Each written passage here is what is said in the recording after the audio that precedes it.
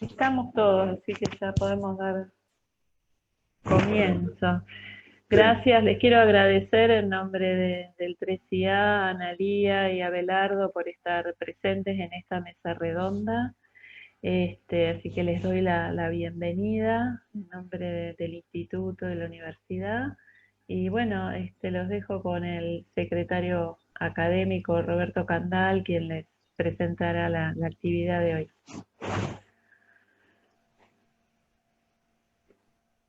¿Estás, Roberto? Está sin micrófono. El viejo truco, sí, sin micrófono, perdón. Ahí está. Bien, muy bien. Muchas gracias por estar acá. Entonces, son las 16:02 y para hacer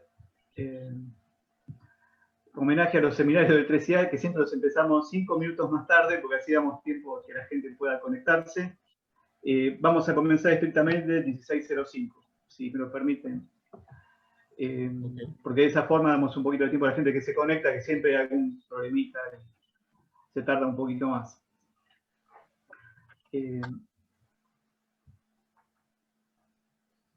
Podemos aprovechar estos minutitos para repasar entre nosotros. Le pido perdón a la audiencia que nos está escuchando, pero así arreglamos un poquito internamente el orden de las presentaciones.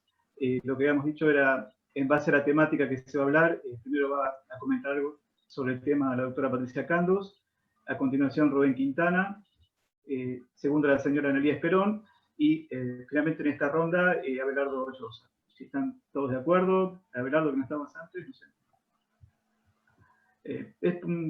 Nos parece que temáticamente es lo más consistente. ¿Están de acuerdo? Y después daremos lugar a un conjunto de preguntas.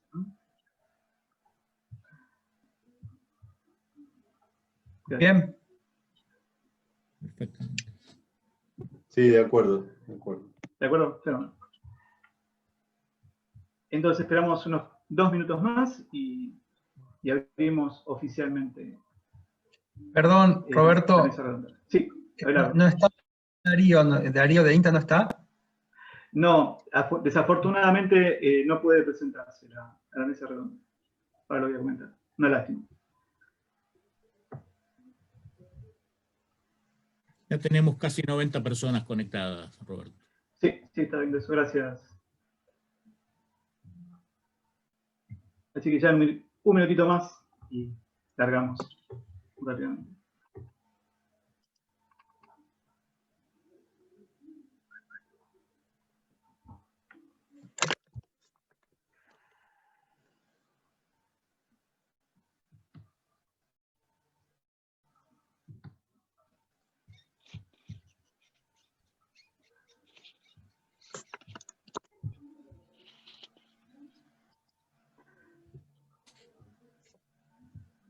Bueno, ya casi más o menos podemos comenzar.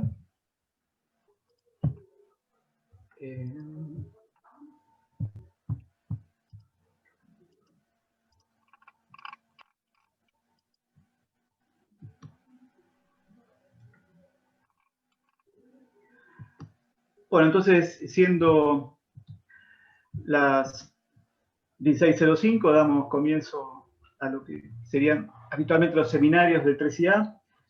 Entonces, en nombre de la decana del 3IA y el mío propio, le damos la bienvenida a este ciclo de seminarios, que en esta oportunidad va a tomar la forma de mesa redonda, y eso es que debido al interés que presenta la temática que vamos a comentar hoy, no solamente en la comunidad de 3IA y de UNSAM mismo, sino buena parte de la ciudadanía que está preocupada por los acontecimientos de la zona del Delta y su desarrollo y su futuro. Entonces decidimos ampliarlo en esta nueva modalidad, en la cual convocamos a expertos del tema, algunos de nuestra casa de estudio, otros especialistas de la zona y del Ministerio de Ambiente, en el caso del arquitecto Abelardo Llosa.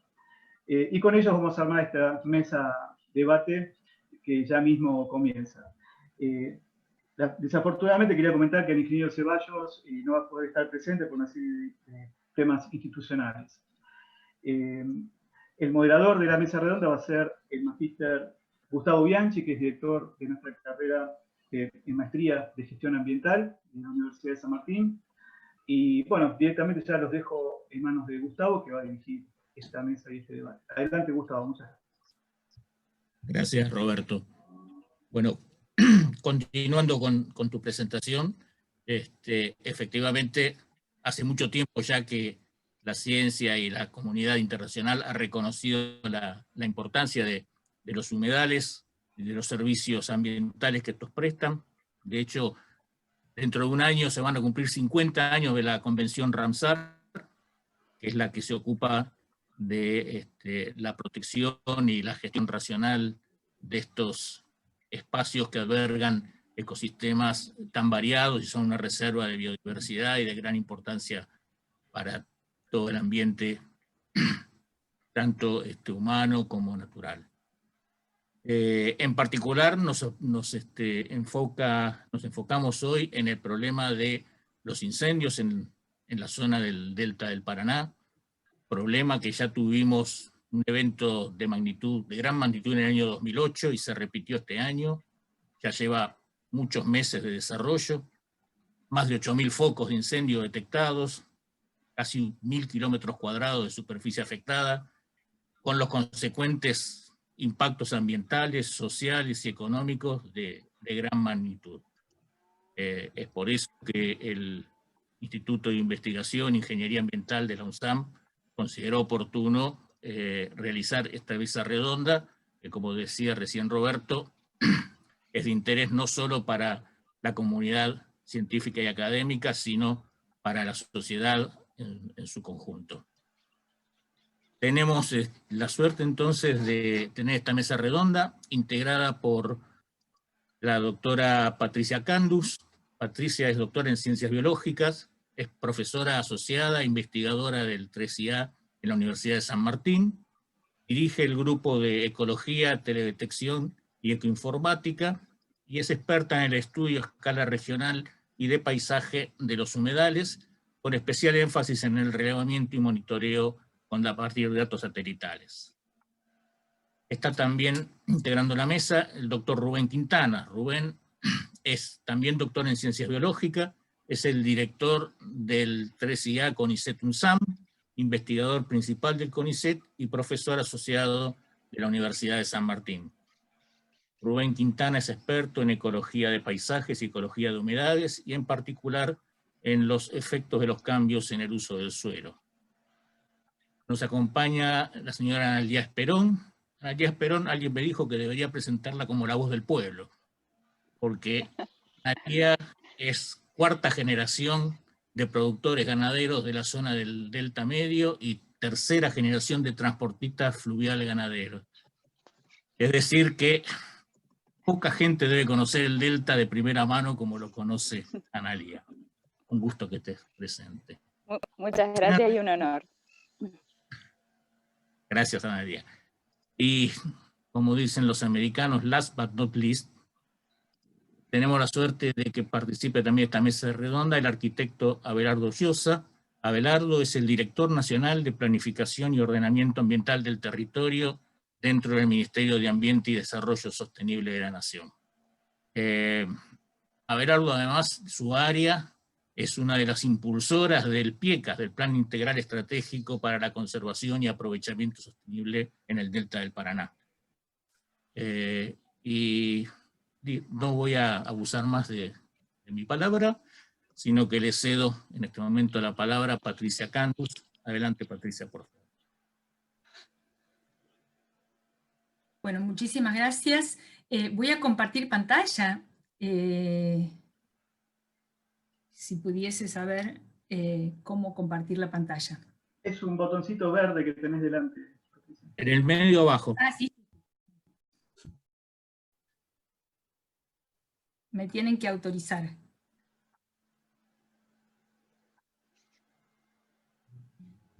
No me está, dice que el anfitrión inhabilitó. No, no puede ser.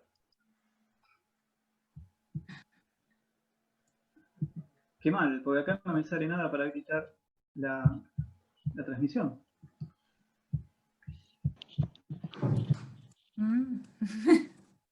Bueno, lo digo de memoria.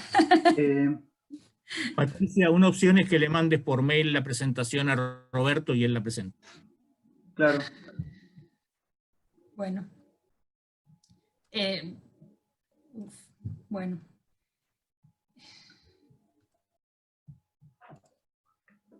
que es medio pesada. Bien. No quiere... Es medio pesada ¿Querés empezar vos, Rubén, en todo caso? Porque... Pero me temo que vamos a tener el mismo problema, tal vez, entonces. Estás muteado, Rubén.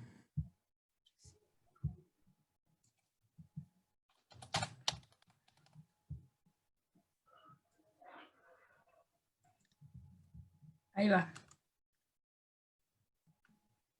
Perdón, estaba enviando a Roberto mi presentación también. Por eso. Perfecto. ¿A qué correo me lo enviaste, Rubén?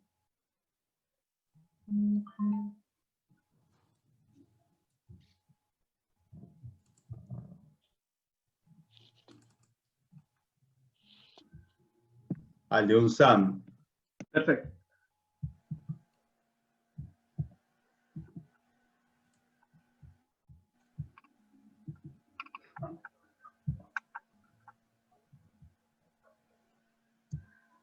Está por llegar. ¿Vos lo mandaste también?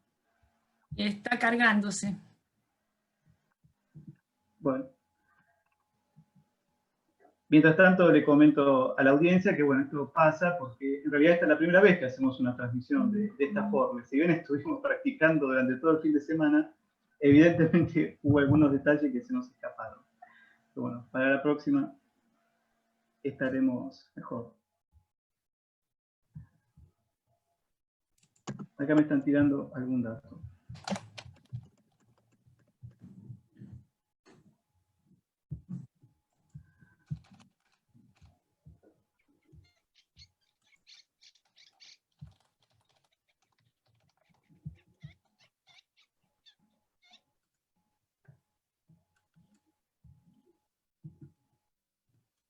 Bueno. A ver, Patricia. Sí. Creo que, a ver, fíjate ahora si podés compartir, mientras llega el mail de Rubén. Prueba ahora, por favor. Ah, sí. Bien, gracias. ¿Se ve? Sí. Sí. Qué nervios. Ok. ¿Qué momento? Bueno. Bueno.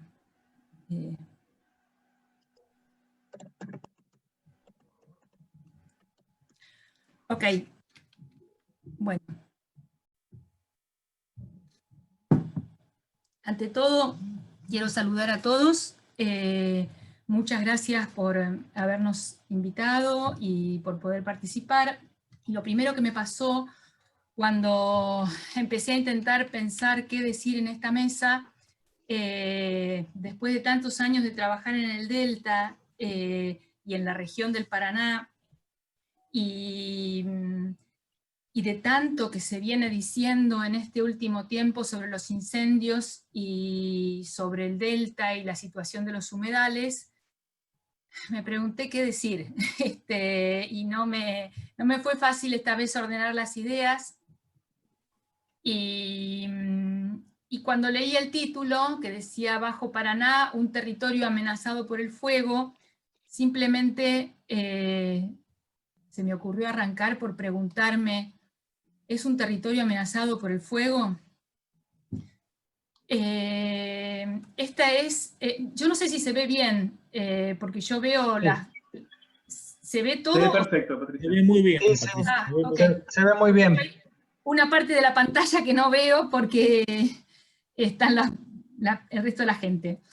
Bueno, esta es una imagen de focos de calor de la NASA. Está exagerada quizás porque los puntos se superponen, pero son los últimos 20 días de focos de calor acumulados en toda Sudamérica. Estos son los focos del día de hoy, registrados en el día de hoy en la misma región, y tenemos acá los focos que hay el día de hoy en la región del Bajo Paraná. O sea, estamos frente a un hecho que no es solamente del Bajo Paraná, es un hecho regional, y en el Bajo Paraná tomó relevancia justamente por lo que implica y sobre todo porque está al margen de del principal cordón urbano industrial de Argentina, y es totalmente visible. El Bajo Paraná lo podemos entender como un territorio complejo, transjurisdiccional. Hay 3 provincias involucradas en el territorio. Corresponde al sector desde la ciudad aproximadamente de Paraná, aguas abajo, a lo largo de 400 kilómetros. Y nosotros lo entendemos como un complejo entramado de geoformas que ocurrieron sobre todo en el Pleistoceno y en los últimos 5.000 años del Holoceno, y que se pueden entender como 3 sistemas de paisajes diferentes que coexisten en esta zona, que son básicamente modelados por el río Paraná, propiamente dicho, sistemas de paisaje costero, y sistemas deltaicos propiamente dichos, sistemas deltaicos antiguos, ahí por la zona del Paraná-Pavón, al norte y al sur del Paraná-Pavón, y en el bajo, lo que se conoce como el bajo delta actual. Este entramado de geoformas determina lo que nosotros llamamos unidades de paisajes de humedales muy diferentes. Identificamos 16 unidades de paisajes de humedales, y básicamente estas unidades que muestro acá se expresan en esta diversidad de patrones naturales que recorren todo el delta y determinan un territorio sumamente heterogéneo, diverso. Por otro lado, también hablamos del delta como un sistema pulsátil, donde las inundaciones, los ascensos y descensos del nivel del agua le dan un pulso, un ritmo al delta que se superpone a las estaciones del año y va marcando los tiempos. Y en este gráfico de abajo marqué desde el año 1900 la altura del agua en el puerto de Diamante, y vemos la variedad, la variabilidad tanto anual como interanual, ¿sí? Cada uno de estos son años, incluso interdecadal. Fíjense que hasta el año 70 tenemos una media, podríamos establecer, y luego tenemos otro nivel medio, mucho más elevado, de aguas más altas. Entonces tenemos un sistema de variabilidad enorme, y que a su vez se expresa en el espacio en forma diferente. Esto es un trabajo que hicimos con Mayra Gayol, donde en imágenes de distintos años fuimos marcando por dónde entraba el agua en la región. Y fíjense que no entra por todos lados. El río Paraná está recostado por acá. Acá tenemos la zona de Victoria, y fíjense cómo estas líneas son síntesis de muchos pulsos de muchos años donde van entrando las aguas, ¿sí? Acá tenemos el Paraná-Pavón y los derrames. Esto visto en una imagen impactante, muestra en una imagen Landsat cómo los flujos de agua con sedimentos y con información van llegando al delta, trayendo información de toda la cuenca alta y media. Pero, ahora no puedo ver si se está animando o no, pero no solamente son los pulsos del Paraná lo que se encuentra en el delta, también tenemos en la zona de Ceibas, al noreste, perdón, zonas que se inundan solamente por lluvias, zonas que se inundan por el aporte del río Uruguay, zonas que se inundan por repuntes diarios del estuario del río de la Plata, incluso llegan en momentos de aguas bajas hasta la altura de Rosario. Entonces, esto da una complejidad entre la heterogeneidad espacial y la variabilidad de pulsos enorme, a la cual se superponen los patrones fenológicos y también los fuegos, a los que me voy a hacer referencia ahora. Podemos decir también, entre todas las definiciones que hay de este Bajo Paraná, que se trata de un mosaico de humedales, como lo definía Inés Malvares. Y es un mosaico de humedales donde el 80% de la superficie está dominado por especies herbáceas. Son tapices herbáceos y donde el bosque nativo apenas ocupa el 4% y las forestaciones otro 4% aproximadamente, son números groseros. Pero esa diversidad de tapices herbáceos no solamente son naturales, sino que se evolucionaron en una larga historia desde muchos años atrás, muchos siglos, de la mano del hombre, que siempre participó en la vida del delta. Y este mosaico de humedales tiene tiempos de inundación y tiempos de seca. Esto es también, nuevamente, la altura del agua a lo largo del tiempo, pero simplemente con las medias anuales para no tener tanto ruido. Y vemos que la última fecha es la fecha actual, con un descenso enorme del nivel de agua, y esto podemos verlo con un índice que se llama índice verde, NDVI, y esto es una imagen de un satélite europeo de marzo del 2019. Lo que se ve verde oscuro es vegetación sumamente desarrollada, viva, activa. Dentro de la región del delta lo que se ve en blanco es agua. Esta es una escena del 30 de julio del 2020, del julio pasado, donde exactamente con los mismos niveles y los mismos realces para tener los mismos valores, el delta tiene otra fisonomía totalmente distinta. Fíjense los cuerpos de agua reducidos, y está más verde el continente, la tierra firme, que el propio delta, y esta es una escena del 8 de septiembre pasado. Acá tenemos una mezcla del área que se quemó y además de la vegetación naturalmente seca en pie. Fíjense que apenas hay unos puntitos verdes. Esta es la situación de hoy, de una extrema seca. Según el ingeniero Juan Borús, esto también, la última vez que se registró fue aproximadamente en el año 71, una seca semejante. Y esto es una situación muy compleja frente a los hechos de incendios, de fuegos.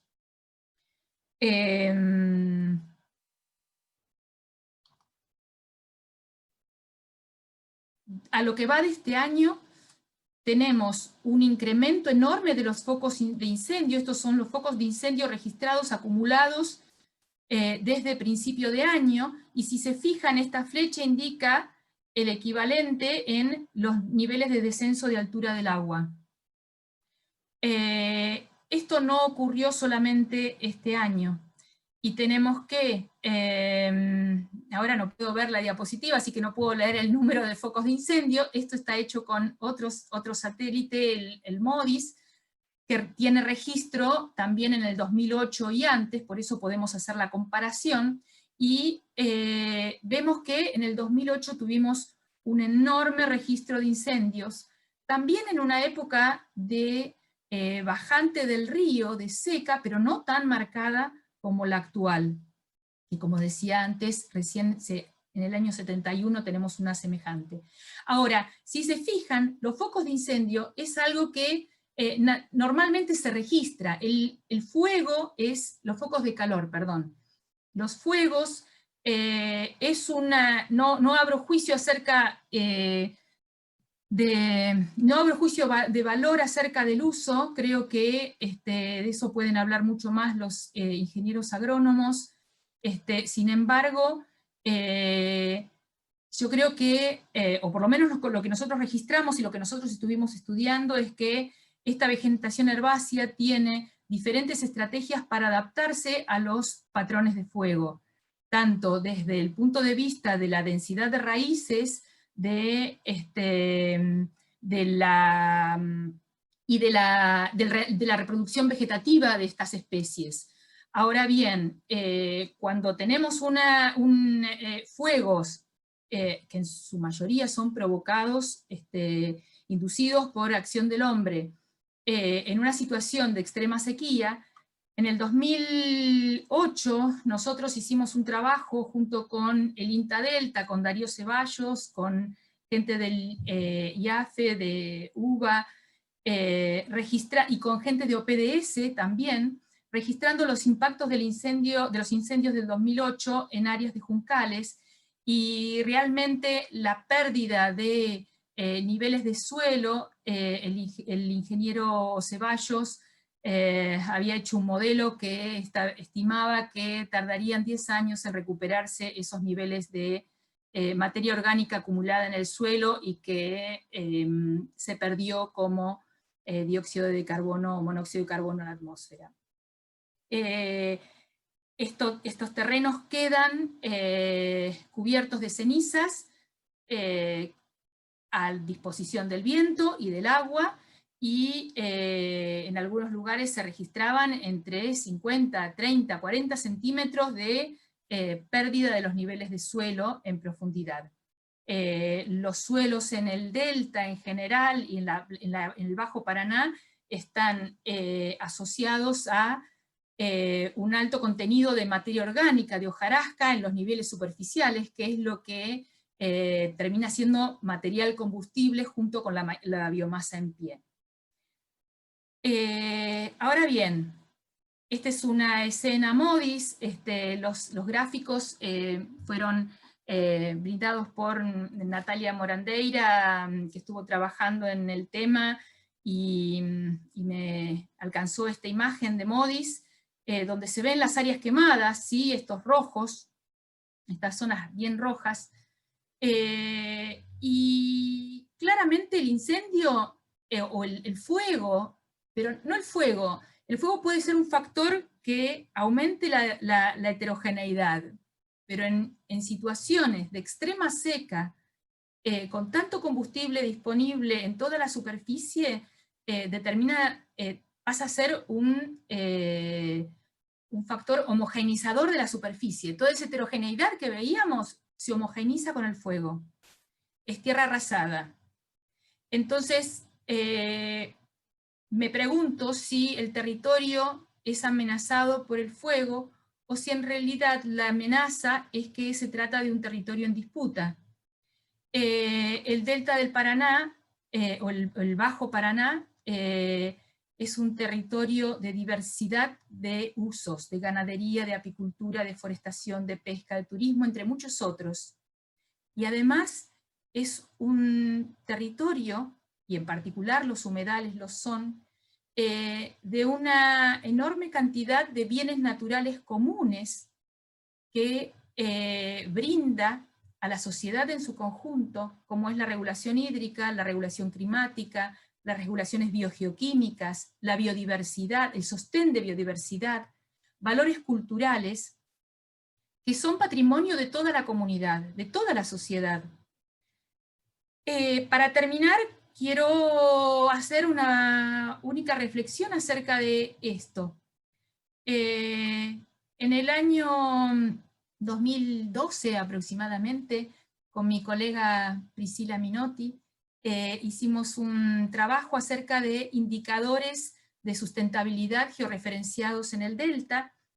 Esto está en la página de la Universidad de San Martín, y analizábamos el sistema del Bajo Paraná como un sistema de forzantes, presiones, que afectan estados, que generan impactos y que impulsan respuestas. Si lo miro a los ojos de lo que está ocurriendo hoy, puedo pensar las presiones como el desplazamiento de ganadería forzado, los fuegos provocados por la actividad, por origen antrópico, lo que llamamos terrestrialización del humedal, o sea, forzarlo con esto a que se comporte como un sistema terrestre. Y esto no es la causa. Las causas vienen dadas por otros forzantes. El modelo que habla del modelo agrofinanciero, que habla de la lógica cultural y tecnológica hegemónica, que mira a un territorio complejo como los humedales pensando en tierra firme y pensando en expandir las actividades como si fuera tierra firme. Y a esto se suma como forzante la variabilidad y el cambio climático, que en estos últimos años lo empezamos ya no a pensar como un modelo teórico, sino a registrar el aumento de situaciones extremas, ¿sí? Tanto de seca como de inundaciones, cambios en los balances hídricos. Ahora, estos forzantes son los que podemos ver nosotros como que empujan a esto que nosotros vemos como evidencias de lo que está pasando, y que actúan ¿sobre qué? Sobre los bienes naturales comunes y sobre los usos, sobre los diversos usos que hay en el territorio. ¿Y cómo medimos el impacto? Por las pérdidas de superficie de humedal, con los encharcamientos, por la pérdida de biodiversidad, por la degradación de los terrenos, por la expulsión de los pobladores locales y la pérdida de los usos, de la diversidad de usos, que terminan siendo un único uso, pareciera. Y también por la movilización social, que termina siendo un impacto, porque a nadie le gusta estar protestando y reclamando y saliendo a la calle pidiendo por favor que paren con los incendios o que no se avance más con la frontera agrícola sobre terrenos que no son agrícolas históricamente, o que no se avasallen los usos. No creo que a nadie le guste hacer eso. Entonces lo veo como un impacto, que también puede ser respuesta, pero no creo que sea la respuesta que uno quisiera tener. Y las respuestas son, por ejemplo, en el 2008 la Ley Provincial de Previsión o de Gestión de los Fuegos, que quizás poca escena tuvo en estos últimos tiempos, y habla de qué pasa con la gestión. Áreas de conservación, que creo que eso Abelardo después se va a referir. Ley de humedales, y lo pongo con signo de interrogación, porque esto interpela, o sea, mucha gente tiene mucha ilusión con respecto a la ley de humedales, y quizás haya que pensar si es la ley de humedales o es la gestión territorial la que va a dar respuestas. El PIECAS, retomando el nuevo desafío de la interjurisdicción. No sabemos si eso va a impactar acerca de lo que ocurre en la región o acerca de o sobre los forzantes que impulsan esta realidad en la región. Pero quizás es un poco esto que traigo, el tratar de, desde entender el medio natural, pero no aislado, sino en interacción con no solo la población y el uso, sino también los forzantes, los modelos imperantes de desarrollo, los que nos van a permitir pensar en cómo va a ser el futuro. Muchísimas gracias. Bueno, muchísimas gracias a vos, Patricia, por una presentación tan clara y me animo a decir tan impactante. Le cedemos entonces la palabra ahora al doctor Rubén Quintana. Adelante, Rubén, por favor. Bueno, gracias, Gustavo. Voy a compartir. Espera que... ahí. Dejo de compartir. Ahí está.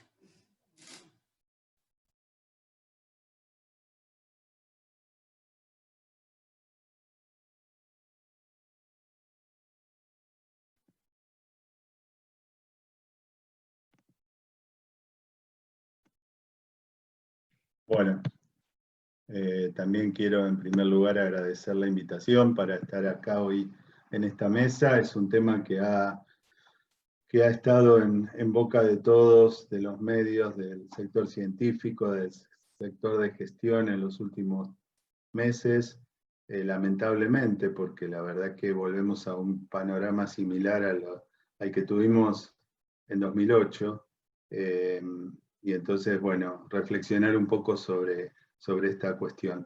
En función del tiempo disponible que habíamos acordado, yo voy a hacer una presentación muy breve, muy breve, que va en algunos aspectos a complementar un poco lo que ya planteó Patricia recién, que es el tema enfocado más a biodiversidad y actividades productivas en humedal, en el Delta del Paraná.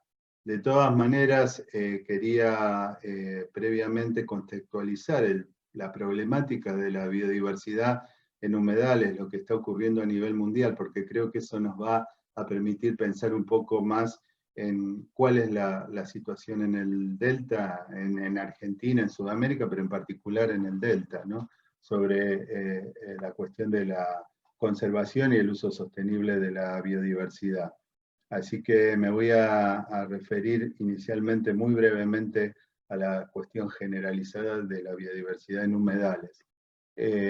Como ustedes sabrán, hay muchos humedales que son sitios de alta biodiversidad, no solamente por el número de especies, sino también por la gran cantidad de individuos que hay en las poblaciones que integran esos humedales. Como dato de color, simplemente basta pensar en que en el delta del Mississippi viven o pasan por ese delta por año 1 millón de individuos de especies de aves solamente. Perdón, 100 millones, no 1 millón, 100 millones de individuos que viven o pasan en sus rutas migratorias sobre el delta del Mississippi, y eso nos puede dar idea de la magnitud que implica.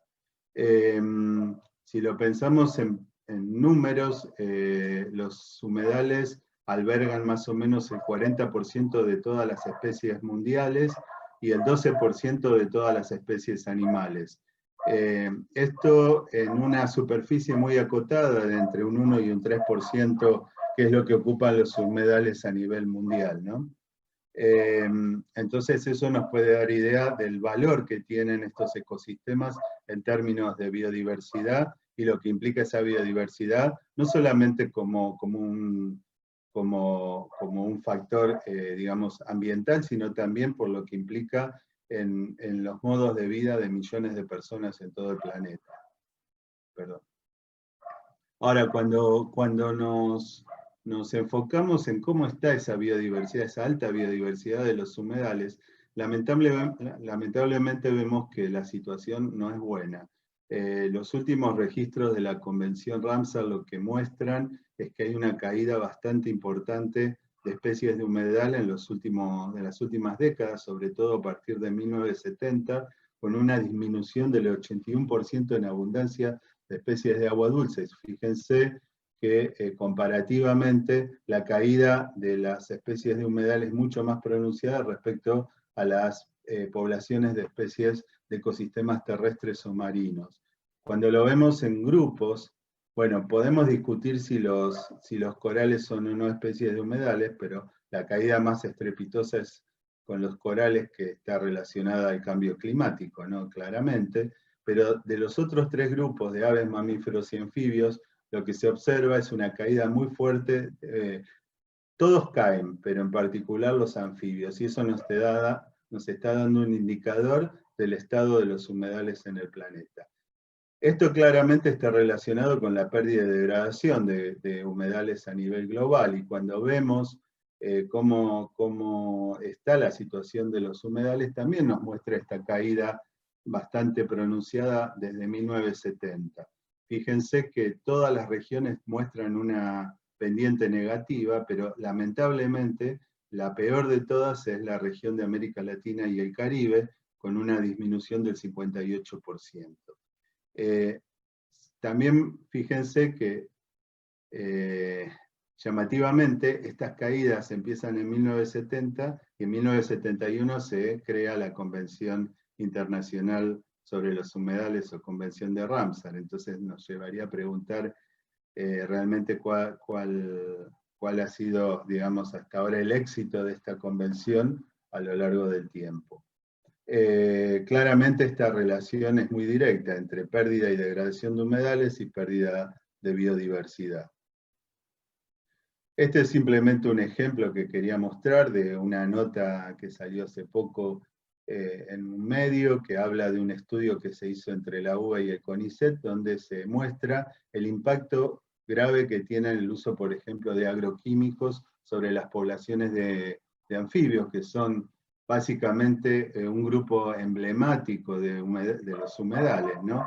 Y bueno, como veíamos en el gráfico anterior, justamente los anfibios son los que muestran la mayor caída en sus poblaciones. Y esto ha llevado a que la Convención sobre Diversidad Biológica planteara que las especies de humedales están cada vez más cerca de la extinción, y el agravamiento, y esto es lo peor de todo, ¿no? El agravamiento de las presiones supera cada vez más los éxitos de conservación. Y esto es muy, muy terrible porque realmente, por más que haya esfuerzos, lo que se está viendo es que no hay éxitos muy contundentes. Y ahora sí, entrando un poco al delta y en función del delta a su biodiversidad, lo que podemos ver es que el delta constituye uno de estos grandes mosaicos de humedales, como decía recién Patricia, que se caracterizan por una alta biodiversidad. Solamente se han estimado más de 700 especies de plantas vasculares y más de 500 especies animales, con más de 200 especies de peces y de aves, ¿no? O sea que lo que vemos es una gran biodiversidad presente en la región. Ahora bien, esta biodiversidad es el resultado de dos factores principales. El primero es un factor biogeográfico. Esta región, que está localizada al final de la cuenca del Plata, es una región muy joven, porque como decía recién Patricia, se conforma básicamente en el Holoceno Medio, donde hay un avance de procesos fluviales sobre lo que era un antiguo golfo marino a partir de la regresión del océano. Y en esta joven región es colonizada por especies de linaje subtropical que bajan a través de los dos grandes corredores que tiene la región, que son los ríos Paraná y Uruguay, especies de linaje chaqueño y paranaense, que coexisten con especies pampeanas de las áreas circundantes. Esto le da, bueno, y a su vez también hay una ingresión de especies marinas de linaje marino templado que ingresan a través del estuario del Río de la Plata. Esto le da una conformación única a esta región en todo el país. Es un territorio único en cuanto a las especies que se encuentran presentes en él. Y esto es una de las razones por las cuales además uno encontraría una alta biodiversidad. El otro factor es un poco lo que ya estuvo planteando Patricia y mostrando con esos mapas de unidades de paisaje, que es la heterogeneidad ambiental. La heterogeneidad ambiental expresada en mosaico de ambientes con diferentes características, incluso en algunos casos contrastantes, que se expresa con una mayor oferta de ambientes o de hábitats para distintas especies de fauna, y también como un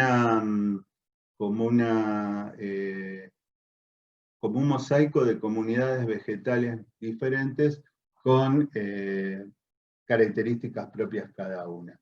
Eso es el otro factor que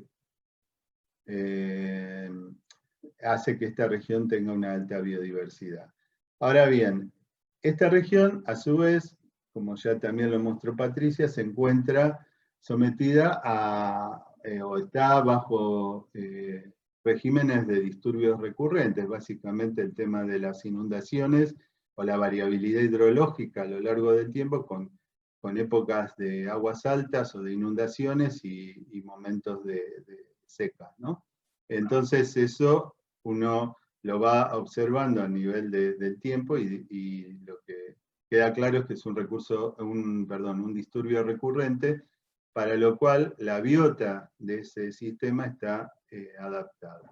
El otro factor de disturbio, que es lo que nos tiene ahora preocupados en el último tiempo, ha sido el tema de los incendios, que también ya Patricia estuvo mencionando. Claramente, este es un disturbio de origen antrópico. Estos sistemas no estaban inicialmente, no son sistemas como por ejemplo algunos humedales de las zonas tropicales que tienen una estación seca muy neta, y entonces el tema de los fuegos es un disturbio asociado a la dinámica de esos ecosistemas. En este caso no, en general los incendios son de origen antrópico y tienen una antigüedad muy grande en el delta. Ya podríamos decir que casi entró con el ingreso de la ganadería por Hernandarias hace 400 años. Pero ya, por ejemplo, en 1830, el naturalista francés Alcides d'Orbigny, en su viaje que hizo por la región, mencionaba la presencia de grandes incendios en el delta, probablemente relacionados con el manejo ganadero. Entonces la pregunta que nos lleva a hacer esto es, ¿y en este caso la biota está adaptada a este disturbio? Y nosotros pensamos que no, que está claramente estos pulsos de grandes incendios hacen que tengan un impacto muy fuerte sobre las especies presentes en el delta. A su vez hay otras cuestiones que a veces también hay que tener en cuenta, lo que implica, por ejemplo, en términos de emisiones de gases de efecto invernadero, todos estos incendios que hemos estado teniendo en estos tiempos. De todas maneras, yo creo que este es un caso tal vez muy, muy emblemático, porque bueno, sabemos que tienen efectos sobre la salud humana, que llega a las poblaciones vecinas, como la ciudad de Rosario y otras, entonces cobra mucha notoriedad. Pero también hay otras actividades antrópicas en el delta que tienen un efecto muy fuerte sobre la biodiversidad. Y eso es un poco lo que quiero mostrar en las últimas diapositivas, para que tengamos también en cuenta que no solamente el incendio es lo que afecta a la biodiversidad, sino que hay otras acciones humanas, que es el tema, por ejemplo, de la construcción de infraestructura, por ejemplo, la construcción de terraplenes, de diques, o la realización de canalizaciones, que alteran el régimen hidrológico de estos humedales. En estas tortas de arriba les quería mostrar simplemente para ver una comparación que hicimos entre zonas indicadas y no indicadas, y cómo se observa una disminución drástica de las especies típicas de humedal, esto es en cobertura, de un 48% a un 15% dentro de los diques. Y quería aclarar esto, que también es importante desde el punto de vista productivo, porque aquí tenemos una situación, perdón por los perros que se deben estar escuchando, pero lo que les quería decir era que en términos productivos también esto es una connotación negativa, porque por ejemplo gran parte del forraje de gran calidad que tiene el delta son especies de humedal, son especies que están en los ambientes de humedal y que desaparecen una vez que estos ambientes son alterados. Y claramente, como decía Patricia anteriormente, esto tiene que ver incluso con procesos externos que se han dado a la región, como el tema del avance de la agricultura intensiva de monocultivos anuales que tuvo lugar en la región central de la Argentina, con un desplazamiento de la ganadería hacia áreas marginales como los humedales fluviales. Entonces esto también es importante tenerlo en cuenta, porque básicamente estos cambios en coberturas pueden también tener a largo plazo un impacto directo sobre la propia actividad productiva, en este caso la ganadería. Otra cosa que se observa también es, por ejemplo, la presencia y la cobertura importante de muchas especies exóticas que aparecen en estos ambientes indicados mucho más terrestres que el humedal original, de que son ideales para la proliferación de estas especies. Esto también se observa con especies de fauna. Hoy en día, dentro de las zonas indicadas existen especies que originalmente no estaban presentes en el delta, como el caso de mulitas o de zorros de monte.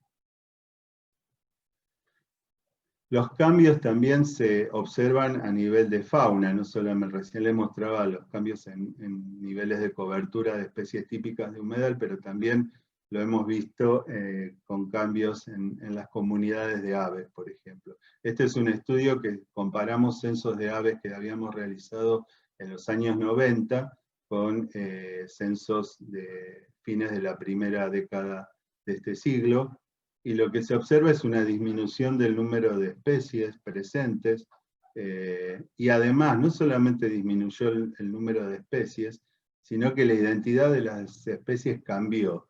Por ejemplo, de las 42 especies que no se detectaron en 2011, 24 eran especies típicas de humedal, o sea, desaparecieron especies de humedal. Mientras que se encontraron 16 especies nuevas que básicamente correspondían a especies generalistas de hábitos más terrestres. Esto es vino acompañado en esta zona donde se hizo este estudio con un cambio drástico en la superficie de humedales. Se perdieron en ese mismo periodo 88.000 hectáreas de humedales, lo que correspondió a aproximadamente un 40% de la superficie original. Entonces, y para terminar, ¿qué conclusiones podemos sacar de esto? En primer lugar, que las actividades humanas que implican cambios en la hidrología de los humedales del delta afectan su biodiversidad. Eso es una cosa muy clara. Este cambio de dominio de humedal a ecosistema terrestre, por supuesto, afecta directamente a las especies que son estrictamente dependientes de humedal, desapareciendo o disminuyendo su abundancia. En segundo lugar, que los incendios, al no ser parte del régimen de disturbio de estos humedales, van a tener un impacto importante sobre la misma. Habría que ver, después de que pase todo esto, cómo es la dinámica de recolonización de ambientes por parte de fauna silvestre una vez que termine toda esta serie de incendios, ¿no?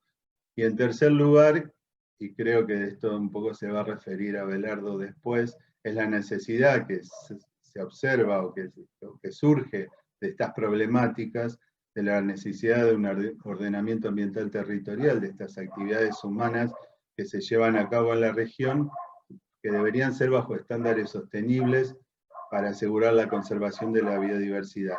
Quiero agregar en esto que una de las cosas que se observó en los últimos años fue que muchas veces hubo un ingreso de productores que pensaban en el delta como un avance de la frontera pampeana, o sea, tratar de llevar los modelos pampeanos al delta, lo que implicaba necesariamente la construcción de diques, porque era la única forma de poder hacerlo, ¿no? Y tratar de, bajo esa mirada pampeana, tratar de hacer la ganadería, incluso la agricultura, porque ha habido casos de intentos de agricultura dentro del delta, de la misma manera que se hace en la zona terrestre pampeana, ¿no? En los ecosistemas terrestres pampeanos.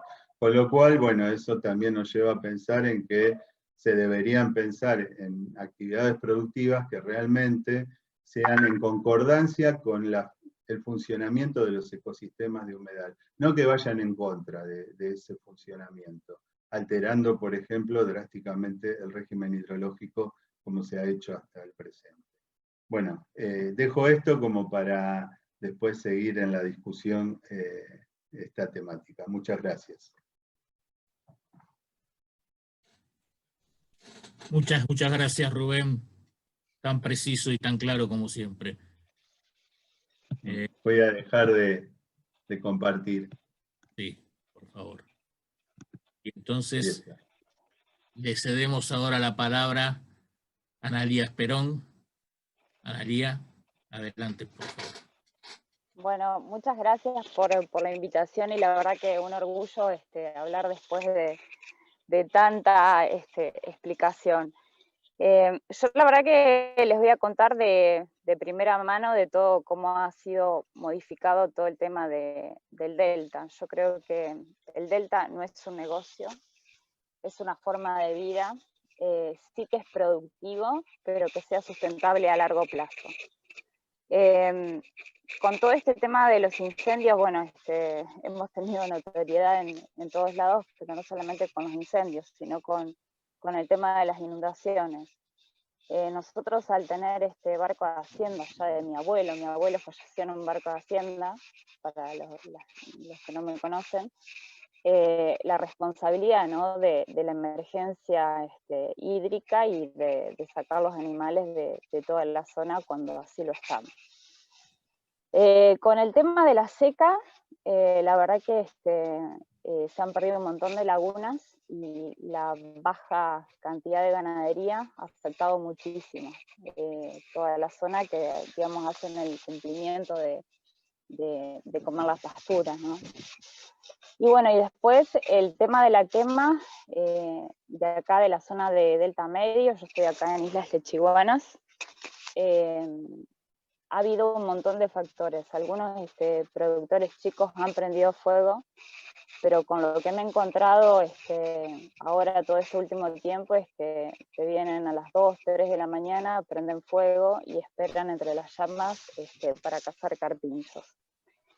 Yo creo que si al Delta no lo pensamos en el contexto donde está y con quién linda, porque yo acá en línea recta estoy con San Nicolás, provincia de Buenos Aires, también a pocos kilómetros de Villa Constitución, y si no entendemos todo lo que está pasando de la cantidad de pescadores artesanales, o que se vienen a hacer, digamos, un rebusque de la actividad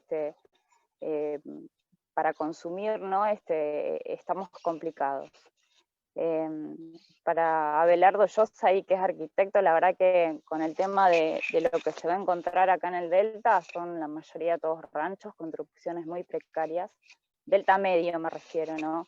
Allá todo lo que tiene Darío Ceballos y la gente de la parte insular es una belleza, que nada que ver lo que ocurre de lo que es una jurisdicción desde Arroyo Seco a San Pedro y bueno, departamento de Victoria y departamento de Gualeguay, ¿no? La verdad que hay muy poca gente, familias casi no hay, porque se han emigrado, ¿no? No solamente por la parte de lo que es la educación, sino la conectividad.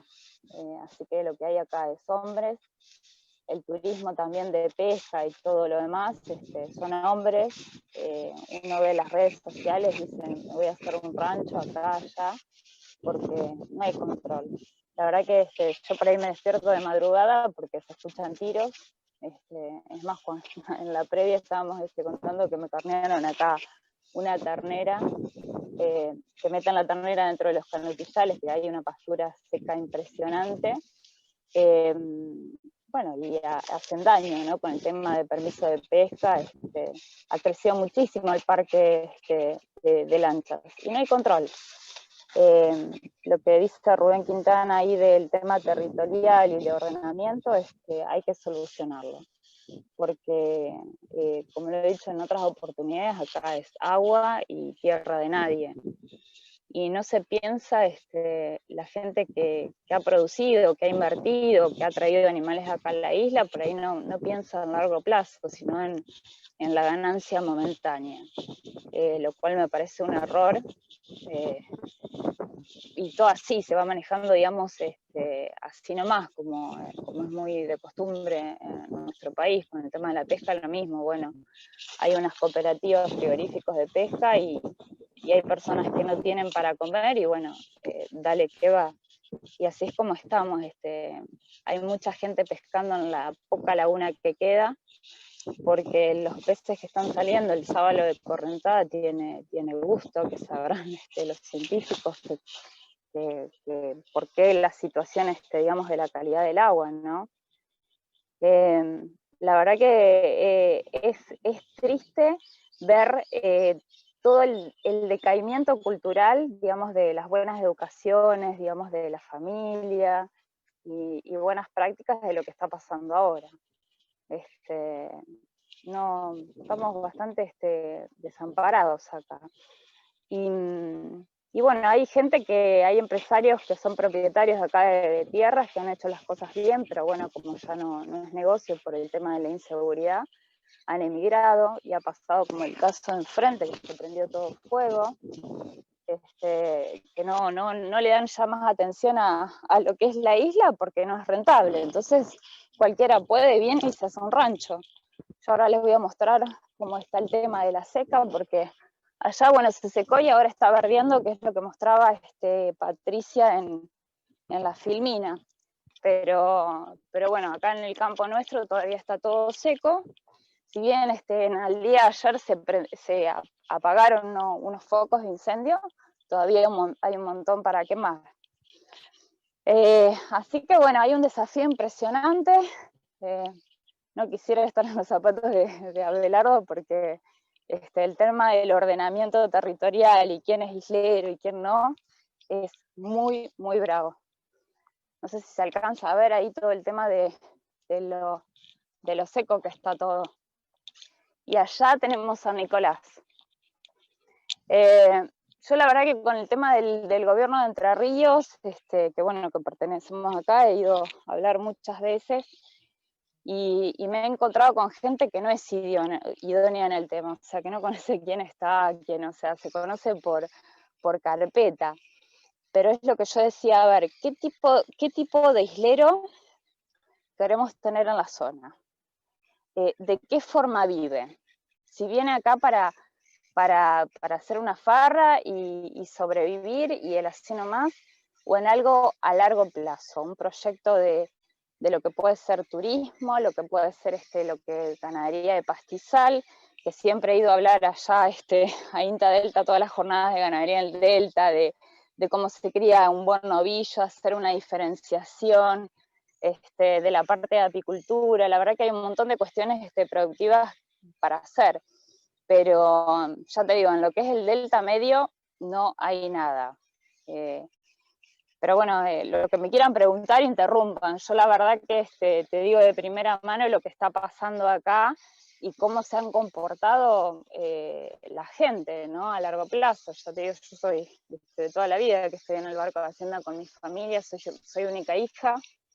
No tengo herederos, no tengo hijos, y lo que quiero es dejar algo por el país, ¿no? No que venga alguien de afuera, un extranjero, y diga, ay, se tiene que hacer esto o aquello, porque si nosotros lo podemos hacer. Es tomar decisión y pensar en qué tipo de gente está ingresando acá. ¿Qué tipo de gente? O sea, las canoas que andan y hacen pesca artesanal, ¿a conciencia o por un oportunismo y un así nomás? Yo creo que estamos en un ambiente inseguro y bueno, y eso es lo que pasa, que prenden fuego y nadie controla nada. Y ahora, bueno, todas las consecuencias que tienen en la ciudad, pero convengamos, si bien estamos acá en territorio entrerriano, los que vienen son de provincia de Buenos Aires y provincia de Santa Fe, o sea, yo no quiero entrar en esa disputa. Creo que el Delta es Delta, y el que hace buenas prácticas y que quiere conservarlo y piensa futuro y hacer las cosas como corresponden, no sé, hay que darle una oportunidad, pero después otro tipo de gente no, que no sea todo así nomás, ¿no? No sé qué más comentarle porque tengo muchas cosas para decir. No sé si me querés interrumpir, Rubén o Patricia o Abelardo, con las distintas situaciones, porque ahora es el fuego, pero la parte de la emergencia hídrica también. Cuando he llevado declaraciones juradas así, viste, por el tema de los subsidios, no se conocía, digamos, la zona que se estaba reclamando, ¿no? Que bueno, nunca llegó ningún tipo de aporte como para mejorar.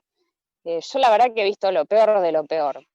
Los intermediarios en ganadería que dijeron, bueno, llenemos el delta, es oportunidad, llenemos todo el delta de vacas. Después el islero que no tiene dónde sacar los animales, que espera hasta último momento, que por ahí es muy tarde, porque están mucho tiempo en el agua y se le empiezan a romper las pezuñas, y si no, ¿dónde lo saca? En caminos rurales, porque ahí también la gente, digamos, de las ciudades se acuerda de todo el tema del delta cuando hay animales deambulando por los caminos rurales, ¿no?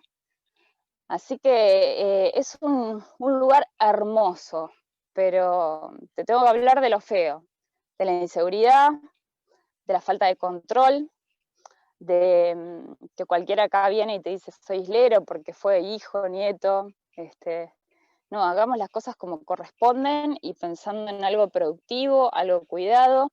Acá yo no puedo tener un carpincho guacho porque de madrugada me lo matan. Es así.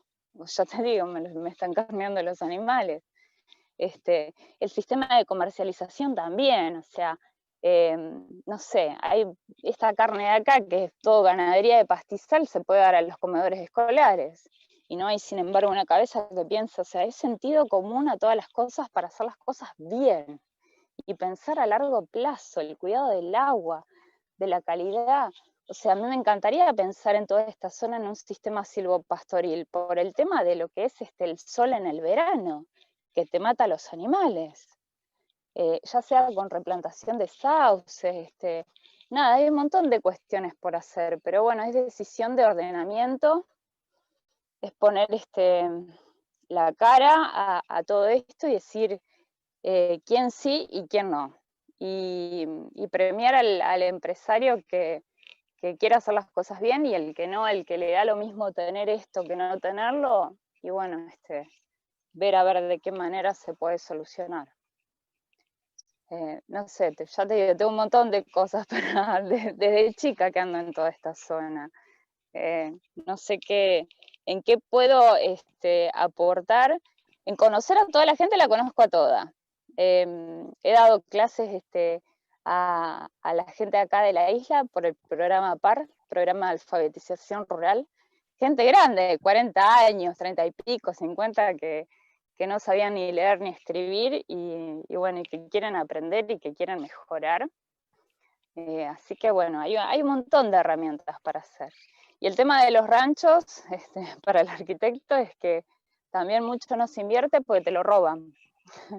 O sea, hay una creciente y como no queda nadie acá en la zona, te roban.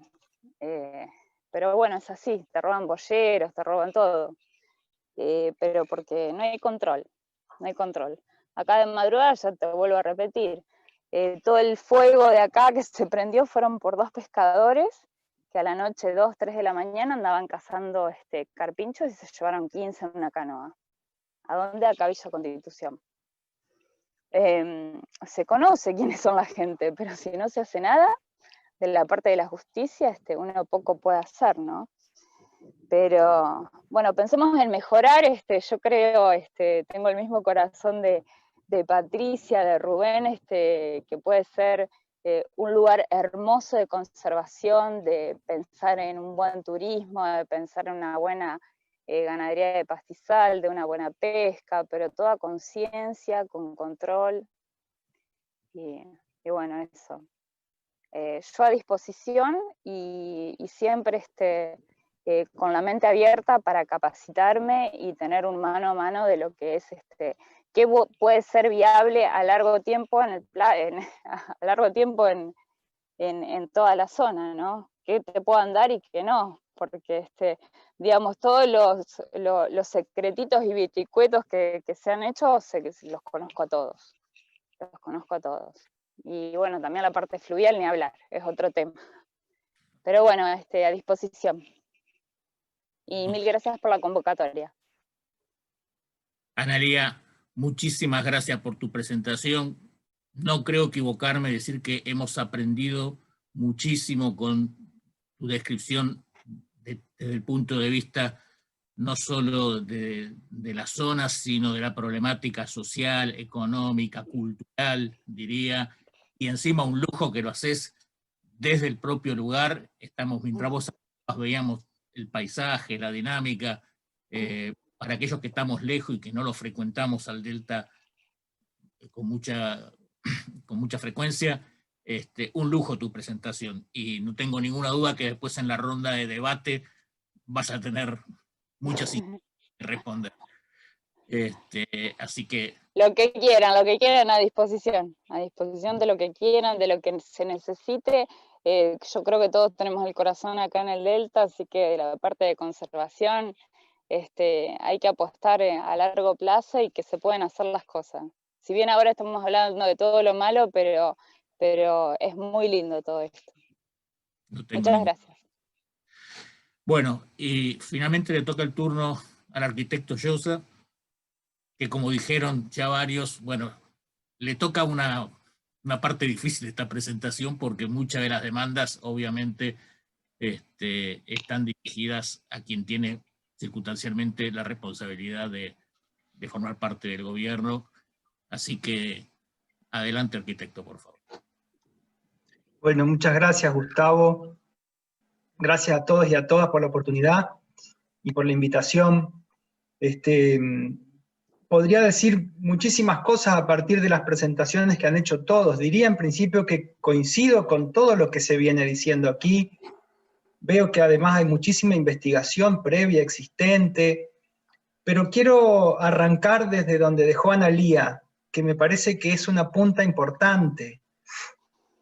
Yo siento que Analía de alguna manera nos está diciendo que hace falta más presencia del Estado en este territorio, y es algo que nosotros compartimos y que nos movilizó desde el principio, desde que asumimos esta gestión el 10 de diciembre, en el sentido de que mi dirección lleva la coordinación de lo que es el PIECAS, es el Plan Integral de Conservación y Aprovechamiento Sostenible del Delta del Paraná.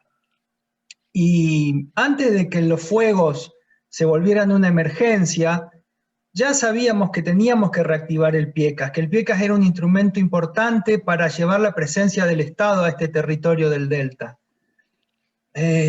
Luego llegaron los fuegos y la emergencia se comió la agenda, pero la presencia del Estado es fundamental para que la sostenibilidad sea un vector en el desarrollo del Delta, no tenemos ninguna duda desde el Ministerio de Ambiente de la Nación.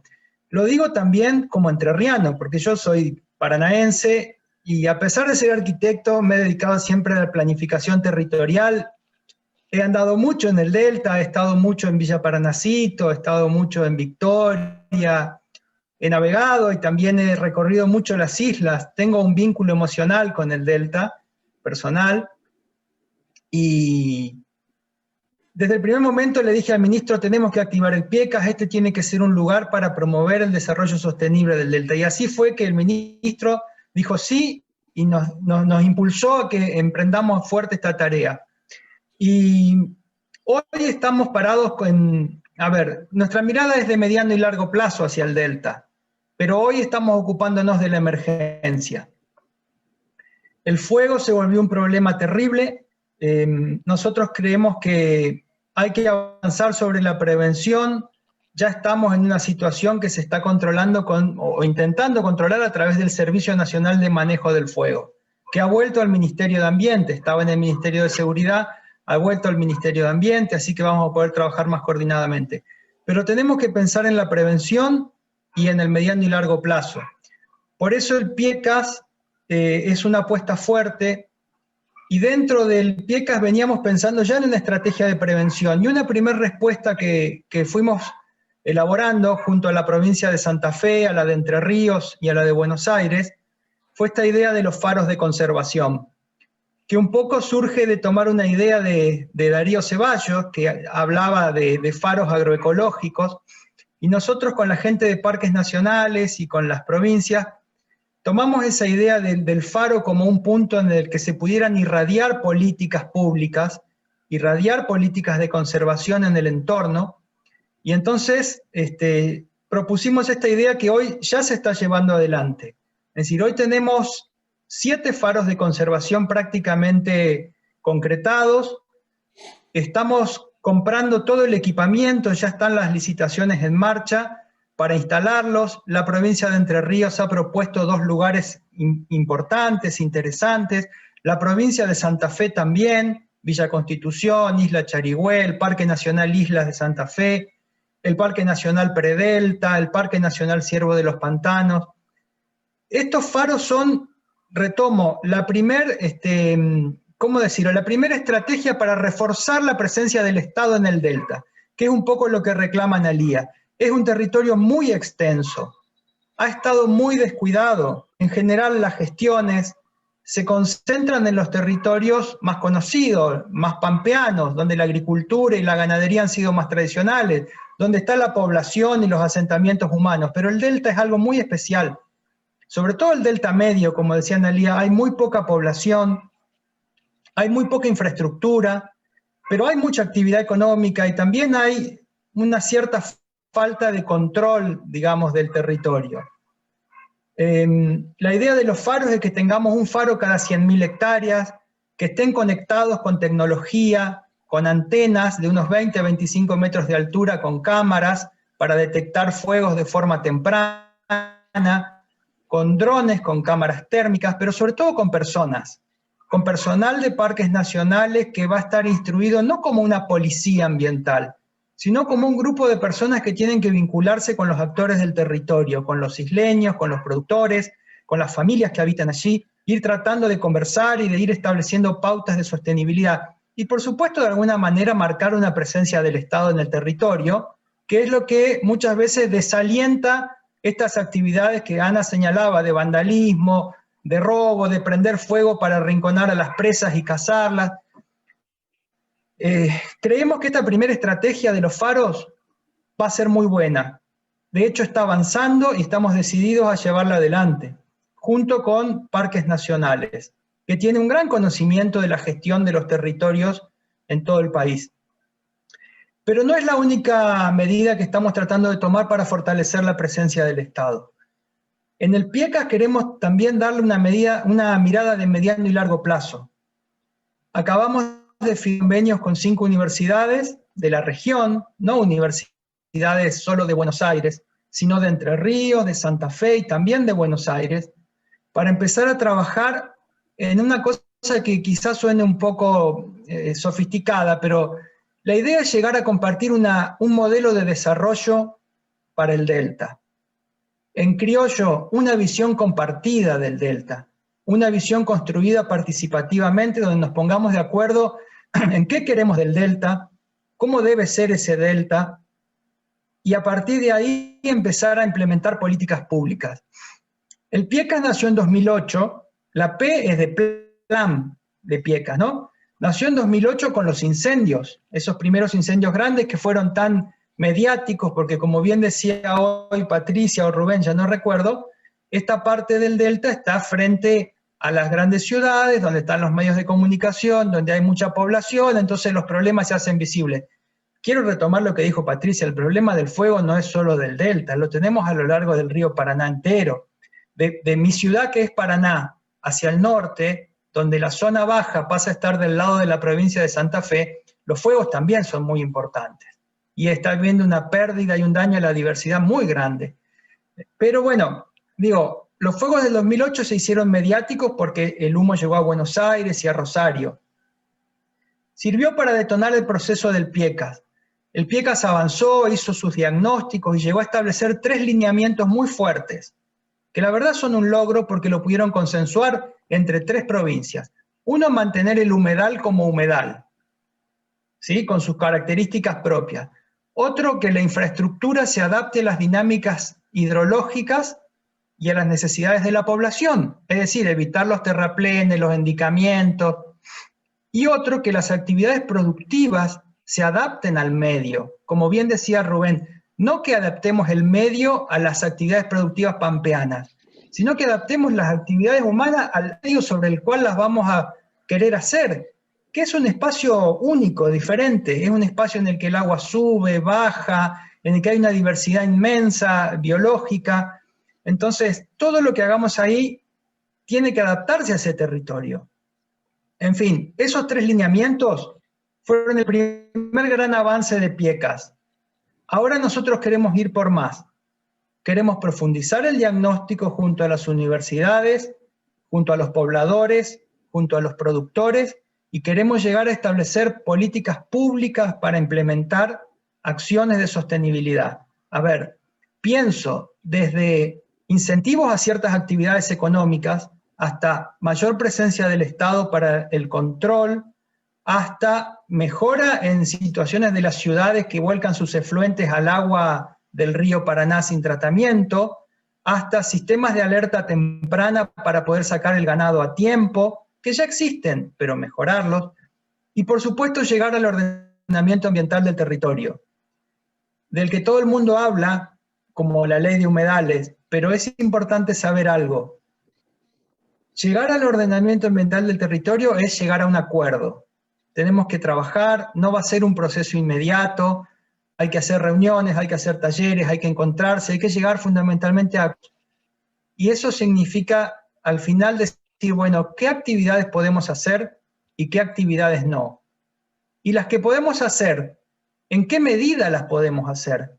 ¿Cuántas vacas por hectárea podemos meter? ¿En qué momento? ¿En qué momento tenemos que sacarlas?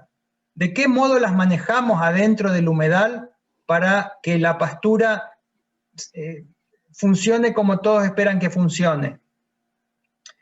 No solo definir qué actividades, sino cómo hacerlas. Ahora, eso lo podemos poner en papel, pero luego necesitamos la gestión. Entonces, uno de los grandes desafíos es cómo manejar la gestión de este gran territorio. Son 3 provincias. Yo creo que el desafío más grande que tenemos es resolver esta cuestión de la interjurisdiccionalidad.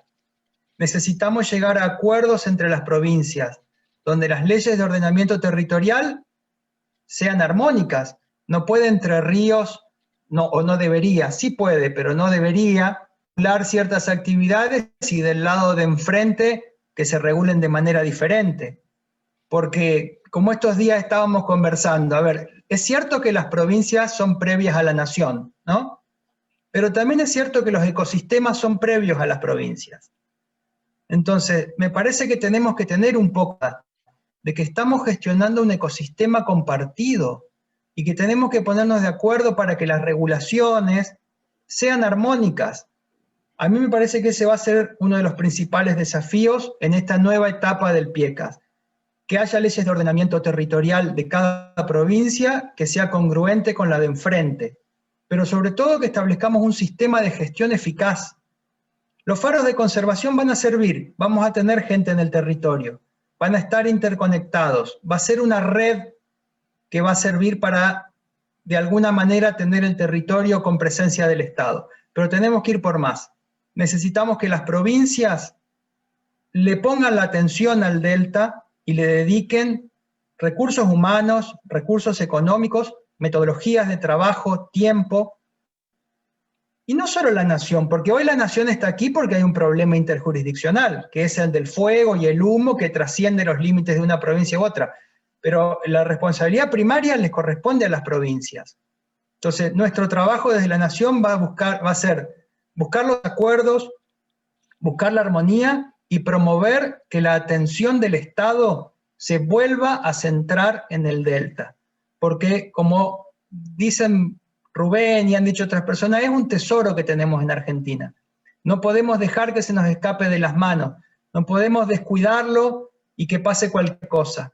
Así que bueno, esa es nuestra visión desde el Ministerio de Ambiente, promover los acuerdos y promover que la mirada del Estado se vuelva a centrar en el delta en vista de la sostenibilidad y a la inclusión de las comunidades, como decía Analía. No estamos pensando en un delta como un santuario solo de la naturaleza, sino el delta con la gente adentro, con las actividades productivas, pero en un marco de sostenibilidad. Bueno, muchísimas gracias, Abelardo. Fue muy clara tu presentación. Y les comento que me están llegando algunas preguntas, algunas están dirigidas específicamente a algunos de los artistas y otras son más de carácter general. Así que voy a comenzar por trasladarle las preguntas que están dirigidas en particular a uno de ellos y en este caso voy a empezar nuevamente con el arquitecto Llosa, que me llega esta pregunta. ¿Cuáles son las expectativas de la gestión del PIECAS en relación a la articulación con las universidades en principio y también con los municipios? Bueno, la verdad que la expectativa es un poco lo que acabo de describir, pero en particular con las universidades, es retomar una tradición del PIECAS, que es tener base científica. Es decir, muchas de las decisiones, o incluso de estos 3 lineamientos a los que yo hacía mención, que son los 3 primeros grandes acuerdos que hay en torno al delta entre las provincias, surgieron de los aportes que se hicieron en función de investigaciones que hicieron universidades también, donde se identificaron restricciones, se identificaron potencialidades, se identificaron riesgos, amenazas, vulnerabilidades del ecosistema, y todo ese cúmulo de conocimiento fue el que dio lugar a las decisiones políticas luego de definir esos 3 lineamientos, que son lineamientos definidos por las autoridades políticas, que entendieron, a partir de la información científica y académica, qué era lo que había que hacer. Entonces nosotros queremos fortalecer ese camino, pero ahora vamos por una nueva etapa del PIECAS, donde tenemos que profundizar el diagnóstico, tenemos quizá que hacer más hincapié en el fuego, en qué pasa con el fuego, las causas, las estrategias de prevención, metodologías de restauración y un montón de otras cuestiones. Y el rol que esperamos de las universidades es que nos ayuden con esto, que todo el esfuerzo que hay de investigación podamos reunirlo y ponerlo a disposición de un modelo de desarrollo en el Delta que esté enfocado en la sostenibilidad. Y respecto de los municipios, perdón Gustavo, es central el rol de los municipios. Porque, a ver, la competencia en el ordenamiento de los usos del suelo, en gran medida es municipal. En Entre Ríos es municipal plenamente. Imagínense el ejido de Victoria, que ocupa, llega hasta enfrente, hasta Rosario, no me quiero equivocar, pero son cerca de 300.000 hectáreas. En todo ese territorio, el municipio de Victoria tiene competencia para regular los usos del suelo. Pero también sucede con los partidos de la provincia de Buenos Aires. Entonces, poder llegar a criterios comunes con los municipios es fundamental, y que esos criterios surjan de información científica también es fundamental. Ahí entra el tema de las urbanizaciones, sí o no, dónde, entra el tema de otro tipo de instalaciones como puertos, industrias o depósitos de basura, en fin, todo lo que tiene que ver con usos del suelo que regulan los gobiernos locales, los gobiernos municipales. Hay un gran porcentaje de nuestro delta que está ocupado por jurisdicciones de gobiernos locales, es decir, municipios. Muchas gracias, arquitecto. La siguiente pregunta está dirigida a Analía Esperón, y la pregunta sería la siguiente: ¿qué expectativas tiene Analía sobre el desarrollo ganadero después de esta combinación de incendios con bajantes extremas de frío? Un desarrollo ganadero es posible, pero es posible con seguridad, que es lo que decía Abelardo, que los municipios se tienen que involucrar, porque acá tenemos flujo de todas las provincias, de provincia de Santa Fe, los municipios que dan a la ribera de la provincia de Buenos Aires, y seguridad para un desarrollo de ganadero, porque si no hay seguridad es poco factible esto. Okay. Muchas gracias, Analía. Ahora tengo una pregunta para la doctora Candus. Doctora, ¿cómo se compatibiliza un programa de conservación y de producción en una región tan diversa como el Delta? Bueno, justamente creo que el tema que propuso Abelardo justamente con los faros de conservación es una idea sumamente interesante desde el punto de vista de la conservación, y es una vieja idea que la otra vez yo le comentaba a Abelardo, que surgía de Morelo e Inés Malvares. Hablaban del tema de que la conservación en el Delta, por sus características, debería ser pensada como un rosario de unidades de conservación. Ahora bien, me parece que no se puede poner toda la... no puede descansar la conservación en las áreas protegidas o de reserva o de parques. el desafío mayor está justamente en las áreas que no son parque, en particular, o sea, me preocupa esto que planteé en la charla, que son cuáles son los modos de producción con los cuales nos estamos mirando a futuro como Argentina, como país, para que esos modos generen inclusión social y generen un vínculo con el ambiente amigable. Y esa es una encrucijada que tenemos como país en este momento, me parece. Entonces, el desafío de la conservación está fuera de los parques. Bueno, gracias, doctora. Tengo también una pregunta para el doctor Quintana.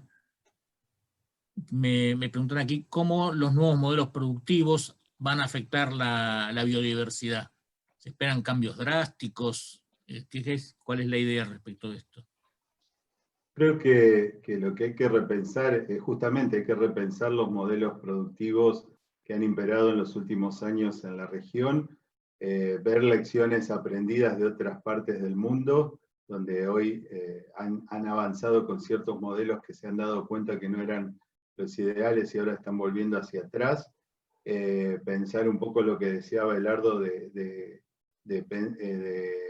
producir en consonancia con el funcionamiento de los ecosistemas y no en contra de ellos, ya sea tanto desde la posibilidad de establecer sistemas productivos como la ganadería, y también el tema referido a obras de infraestructura, ¿no? O sea, lo que se llama hoy en día construir con la naturaleza, no en contra de los procesos ecológicos. Y creo que eso hay ya bastante experiencia en otros lugares como para tomar y no repetir viejos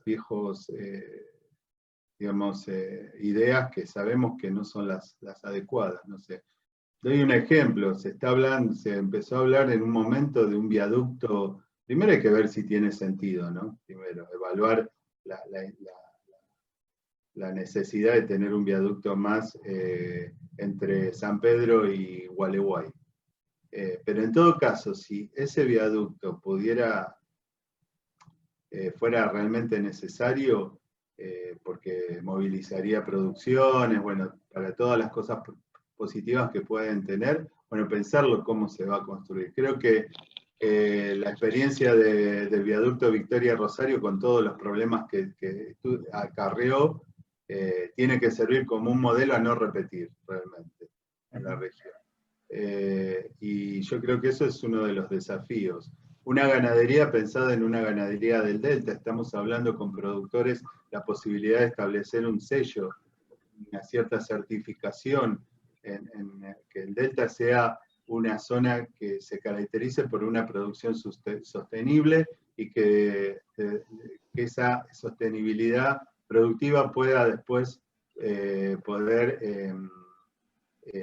tener una rentabilidad, o sea, que realmente producir carne en el Delta sea una diferencia respecto a lo que puede ser en otros lugares. Creo que esos son modelos, desarrollar sistemas multiespecíficos productivos, el tema de la apicultura yo creo que es muy importante, el Delta es una zona excelente para la apicultura, el tema del turismo, o sea, yo creo que hay que buscar combinaciones de actividades productivas que sean compatibles con el funcionamiento del ecosistema, y no estar pensando, como algunos ejemplos ya tuvimos, lamentables, de hacer un gran dique y poner adentro soja como ha ocurrido, ¿no? Entonces me parece que ese es el gran desafío que tenemos, de pensar en producciones sostenibles con una impronta en relación a los ecosistemas en los que nos encontramos, y no pensar que el modelo pampeano es el que hay que establecer en el Delta. Muchas gracias, doctor Quintana.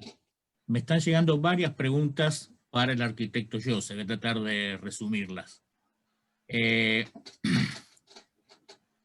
primer lugar, si existe o se planifica hacer un censo de habitantes y productores, en particular en relación a la tenencia de las tierras de las personas que habitan allí. En segundo lugar, si está previsto destinar fondos específicos para el IECAS. Y en tercer lugar, de qué manera se están gestionando o promoviendo los acuerdos entre provincias y municipios. Bueno, no sé si sí, tengo audio. No estamos previendo hacer un censo de población ni de productores porque sería una tarea inmensa, pero sí vamos a trabajar con mucha información ya existente y se reforzará donde haga falta. El INDEC hace, y las direcciones provinciales de estadísticas y censos hacen los censos, lo cual no quita que no se pueda trabajar con relevamientos puntuales en lugares donde hayan cambiado las condiciones. El último censo es de 2011, si no me equivoco, así que ha pasado mucho tiempo ya. Pero hacer un censo es una tarea metodológicamente muy compleja, muy costosa, sobre todo en un territorio tan extenso, donde lo que sí, reitero, podemos pensar es en hacer relevamientos en lugares específicos donde las condiciones hayan cambiado mucho y necesitemos tener nuevas. Claramente que eso podemos llegar a hacerlo dentro del PIECAS. El PIECAS es un trabajo que no tiene por delante un horizonte de 1 año ni de 2 años. Es un espacio que tiene que lanzar un proceso de planificación y gestión permanente que nosotros entendemos que tiene que quedar instalado como una política pública de gestión de ese territorio. Así que tendrá sus avances, sus evaluaciones, sus reformulaciones. Y la pregunta era sobre si hay recursos financieros para esto. Sí, los hay. Nuestro ministro Juan Cabandier y nuestra jefa de gabinete, Soledad Cantero, desde el primer día nos han dicho que este tema es prioridad, y de hecho el convenio que acabamos de firmar con las 5 universidades ya dispone de fondos para poder avanzar en investigaciones específicas sobre los temas que vayan siendo necesarios, que puede ser desde un relevamiento poblacional o de productores en algún sector, hasta investigaciones profundas sobre las causas del fuego. Hay recursos económicos del Ministerio de Ambiente de la Nación. Por otro lado, como les contaba, está habiendo una inversión cercana a los 45 millones de pesos para equipar los faros de conservación. Ya están en marcha 2 licitaciones. La primera, la que yo tengo más en mente, es donde estamos comprando las torres, las cámaras, los drones, cámaras trampas, estaciones meteorológicas y demás equipamiento para que tenga la gente que se va a instalar de parques nacionales. Y también va a haber otra licitación de módulos habitacionales, que todavía no está lanzada, pero estamos rondando en el orden de los 45 millones de pesos. Que si lo comparamos con lo que se gasta en apagar el fuego por día, es muy poco. Es decir, que es muchísimo más eficiente gastar dinero en prevención y en presencia del Estado permanente en el territorio que luego en ir a apagar el fuego, que es costosísimo, muy costoso. Respecto de la tenencia de la tierra, es un problema complejo. El Delta tiene situaciones grises, situaciones donde no hay claridad respecto del dominio. Hay un problema en el acceso a la información catastral. La verdad que en general es información que las provincias no siempre ponen a disposición. Son las provincias las que llevan los registros catastrales, no la nación. Pero creemos que en este proceso que se está dando, incluso que en gran medida se ha judicializado, la información catastral de los inmuebles del Delta va a empezar a aparecer y va a empezar de alguna manera a salir a la luz y a ser más pública. Y creemos francamente que es un tema importante sobre el que hay que trabajar. No puede seguir siendo algo difícil de acceder la información catastral de un territorio como este. Debería ser más claro y debería ser más franca y más pública esa información. Hoy no está disponible en ninguna base de datos online ni accesible para todo el mundo, pero creemos nosotros que debería estarlo. Vamos a trabajar en ese sentido.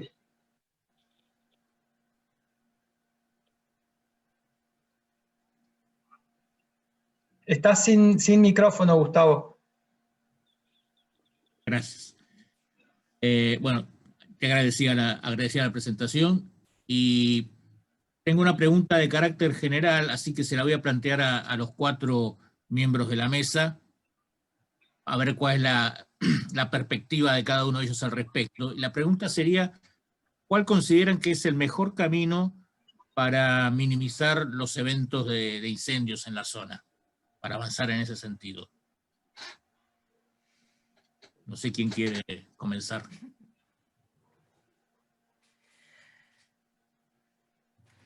Bueno, la prevención, perdón, pero la prevención, la capacitación, la sensibilización.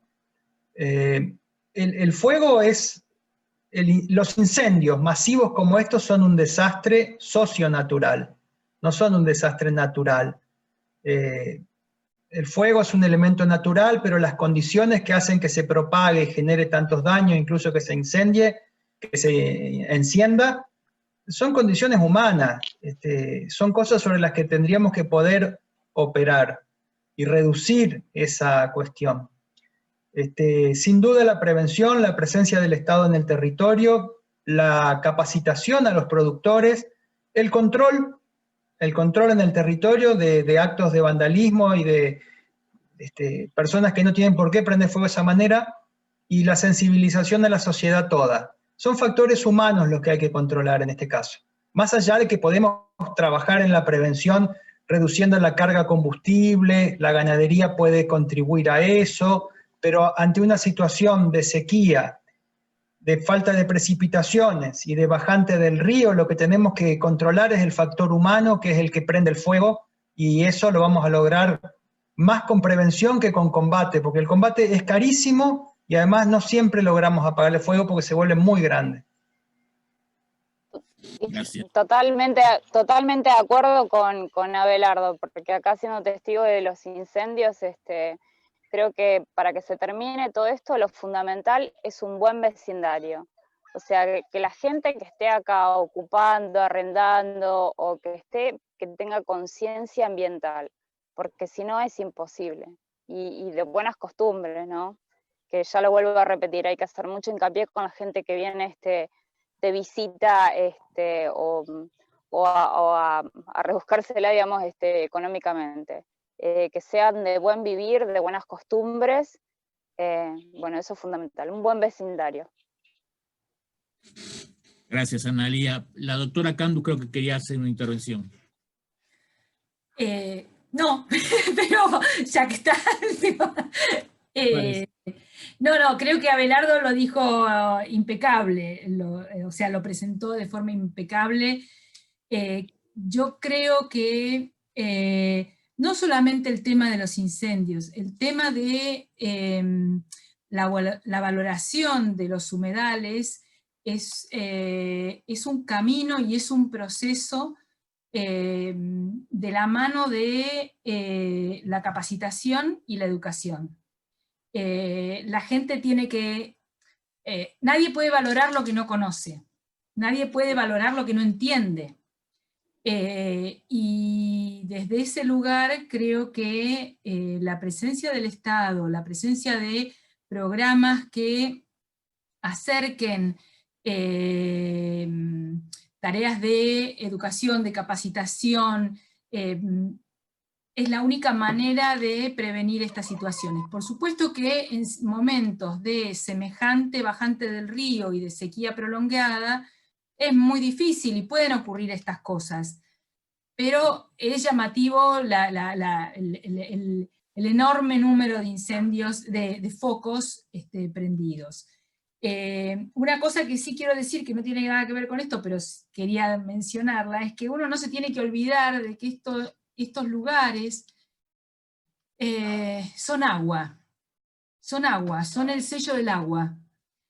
Ahora lo vemos seco, pero la cantidad de biomasa que tiene en pie, en eso difiere un poco con Rubén. Yo creo que son sistemas que naturalmente probablemente sean pirógenos. Quizás antes de que el hombre haya entrado, habría que demostrarlo, o es indemostrable, pero por el tipo de vegetación, está bien que fue muy transformada por el hombre también, pero la cantidad de materia orgánica acumulada en los suelos, la cantidad de biomasa seca en pie por las plantas herbáceas, hace que naturalmente en periodos donde se producen fuertes secas, hay una cantidad de material pirógeno muy grande que puede provocar incendios. Pero esa es una cara del delta. La otra cara, o del Bajo Paraná, no me gusta decirle delta, es Bajo Paraná.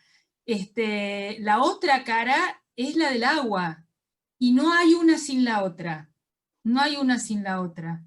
Y entonces entender eso desde la producción y desde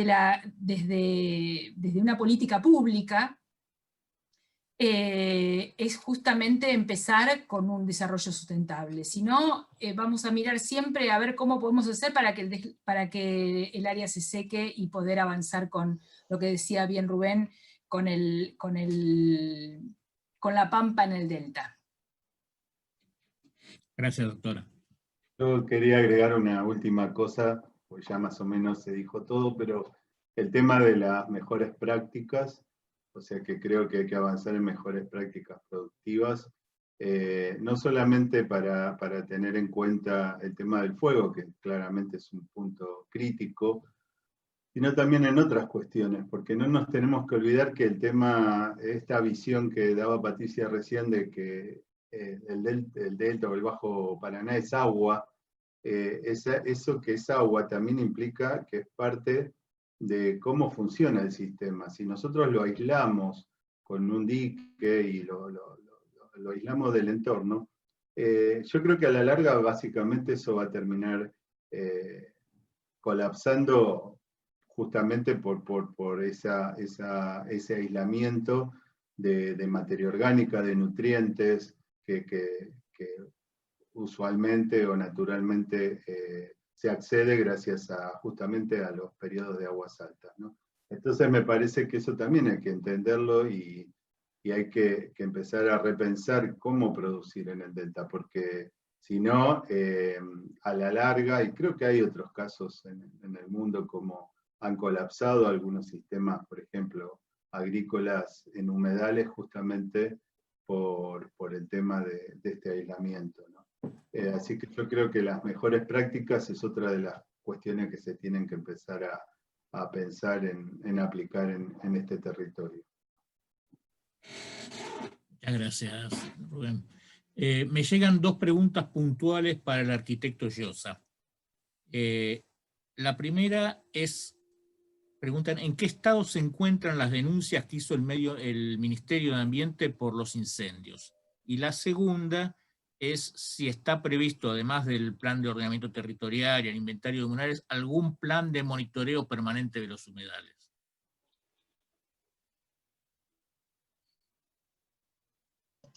Respecto de las denuncias, ustedes saben bien que el ministro de Ambiente se presentó como denunciante, querellante, y es un reclamo permanente de Juan que la justicia debe apurar su accionar. Yo no sé exactamente en qué estado están las causas, pero está claro que todavía no tenemos resultados favorables que nos puedan hacer sentir satisfechos de que la justicia está haciendo lo que tiene que hacer y poniendo a las personas que tienen responsabilidad donde tienen que estar. Desde el Ministerio tenemos la sensación de que esto viene muy atrasado y que no está sucediendo con la dinámica que hubiéramos esperado frente a la emergencia y al daño que se ha generado. Con lo cual, no sé exactamente dónde están las causas, pero sí sabemos que nuestra sensación es de que la cosa va muy lenta. Por otro lado, sabemos que la Fiscalía de la provincia de Santa Fe, el fiscal de Estado, ha pedido la unificación de todas las causas en la Corte Suprema y entendemos que se están reuniendo. Hay muchas causas que han aparecido, nuevas incluso. De hecho, incluso también hay una investigación de oficio de la UFIMA, de la Fiscalía Federal de Delitos Ambientales, que se ha iniciado. Con lo cual, creo que como nunca antes hay una serie de causas judiciales que deberían desembocar en alguna clase de responsabilidad frente a esta situación terrible que hemos vivido todos, ¿no? Perdón, esa era la primera pregunta. ¿Y la segunda? La segunda era si se está previendo algún plan de monitoreo permanente más allá del monitoreo, del ordenamiento territorial. Bueno, sí, exacto. De hecho, la idea de los faros de conservación es que son puntos de muestreo y monitoreo permanente. Por ejemplo, una de las cosas que se está comprando en la licitación son cámaras trampa, que incluso la idea es que puedan ser operadas por isleños capacitados y que formen parte de la red de monitoreo del delta, ir identificando especies clave del ecosistema, pero también van a tener ondas y va a haber, digamos, en cada faro de conservación la idea es que haya una recolección de información que puede ir siendo sistematizada para tener un sistema de monitoreo permanente de algunas variables, de las principales. Sí. Gracias, arquitecto. Y una última pregunta y vamos cerrando, porque ya estamos casi sobre el límite de tiempo. Esta está dirigida a la doctora Candus, y puntualmente dice si no cree que cada punto de calor tiene nombre, que los, entre comillas, encendedores podrían ser tranquilamente identificables.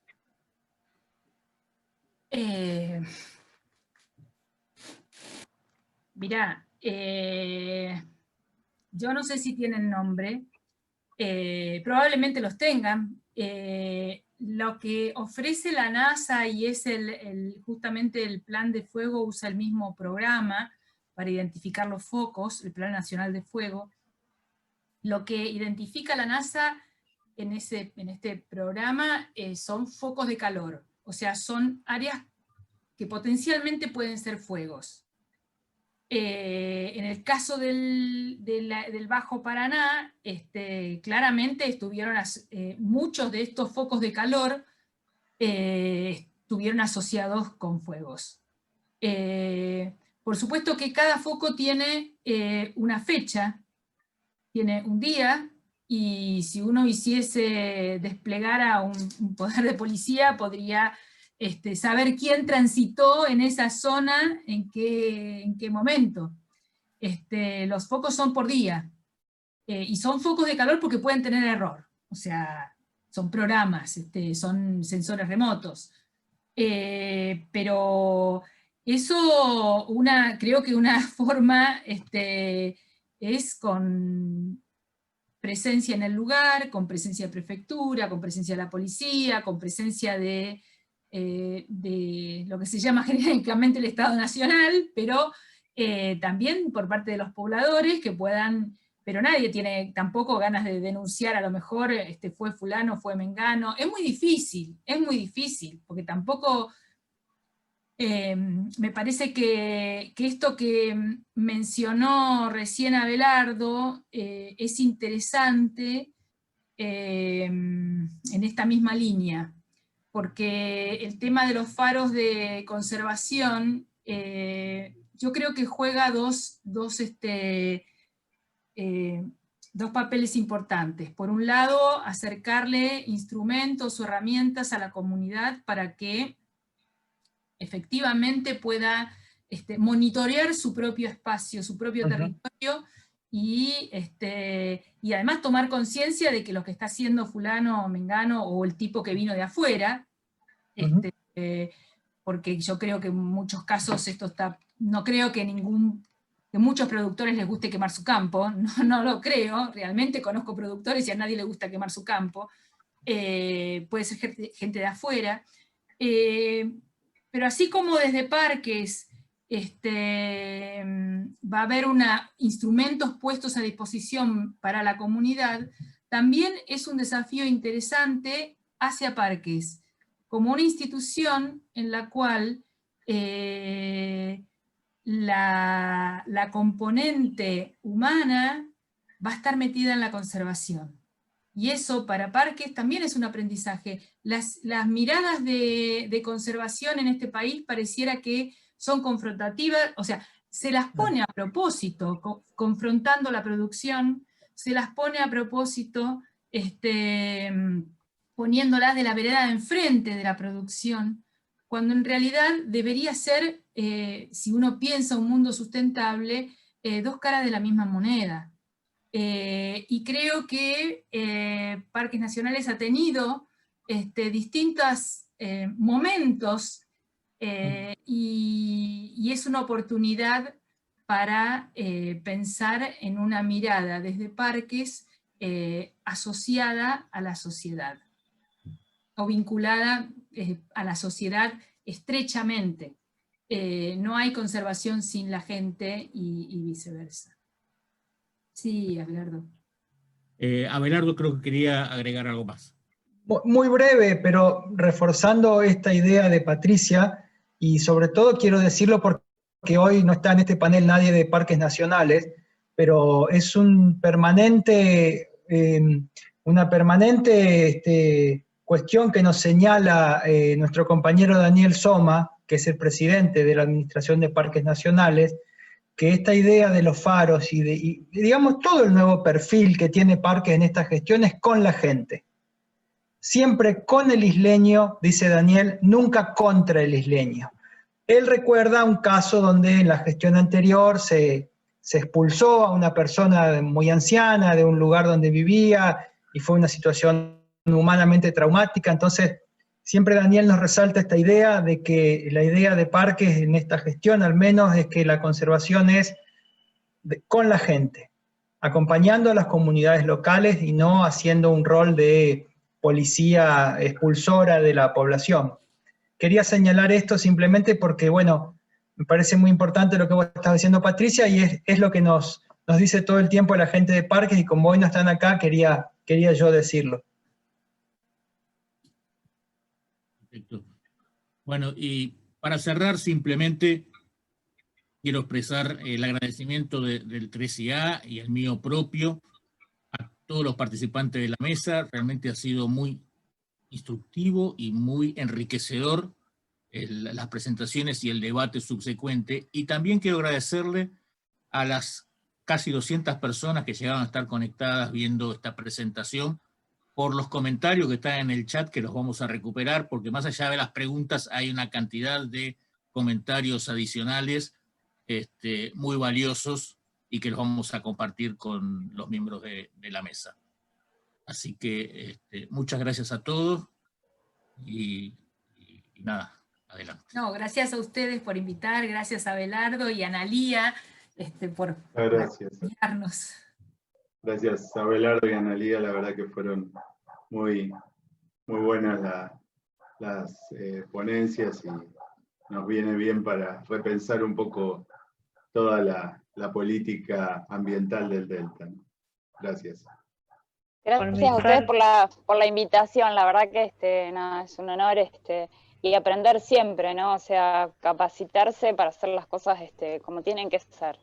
De la única manera, bien y pensando a largo plazo, ¿no? Para lo que dejamos acá, ¿no? Total, estamos de paso. Muchas gracias por la atención. Gracias, bueno, gracias también de mi parte y del Ministerio a la invitación, a la universidad y a todos y cada uno de ustedes. Un gusto, Analía, conocerte, espero que pronto nos podamos ver ahí cerca del río. Dale, acá estamos, me tuve que venir porque ya no tenía más carga de celular, bueno, acá está todo blanquito, todo pintura por todos lados, así que bueno, un poco la casa acá interna, y bueno, el barco también, que es mi otra casa, mi segundo hogar, y amar esto, ¿no? Y bueno, Abelardo, te toca ver y acomodar, mejorar el vecindario, que seguramente lo van a hacer, si Dios quiere. Eso espero. Bueno, desde el 3IA agradecerle a todos los oradores y por supuesto a Abelardo y a Analía por el tiempo que nos brindaron aquí en esta charla, en este debate, que fue muy enriquecedor, ¿eh? Así que muchas gracias a todos. También a Patricia y a Rubén por sus exposiciones. Gracias. Así que bueno, hasta luego. Hasta la próxima. Hasta la próxima. Hasta la próxima, gracias. Gracias por todo. Gracias.